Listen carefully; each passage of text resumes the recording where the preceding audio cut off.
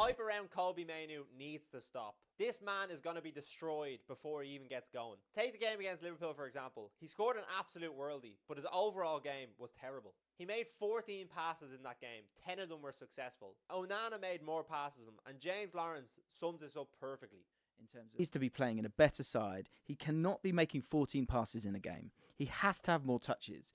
And they need to figure this out, because you are wasting talent here. You are wasting talent here. I'm not saying this man is a bad footballer. I'm saying the opposite. At 18, what he is doing at United, in this United team, is unbelievable. It is off the charts. But there have been signs of a dip in form since the international break. The game against Brentford, he was terrible. The game against Chelsea, he was terrible. The game against Liverpool, he was terrible. But the goal that he scored is overshadowing what his performances have shown. Neville talked about this post-match as well, and he knows a thing or two about coming through at United. I'm a bit worried about him actually just leading up to this game, because I just thought there were signs after the international break where he was under so much scrutiny, just in a good way, because of everyone thinking, oh, England have found another midfield player. I just thought against Brentford and against Chelsea there were signs that maybe you just sort of you know, it's natural when you're a young player, just dipping a little bit, just feeling maybe feeling it a little bit, the whole thing of the England.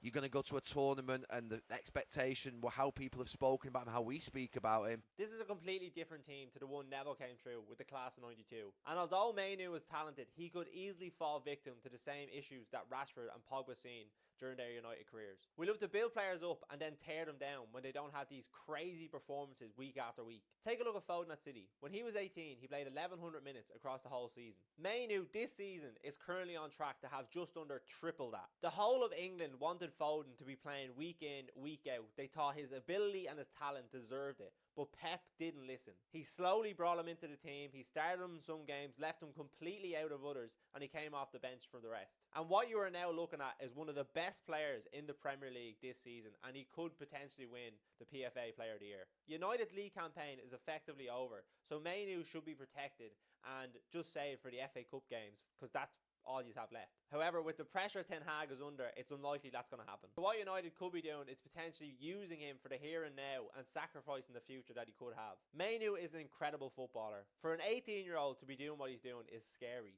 But what you could be looking at in the future is what could have been.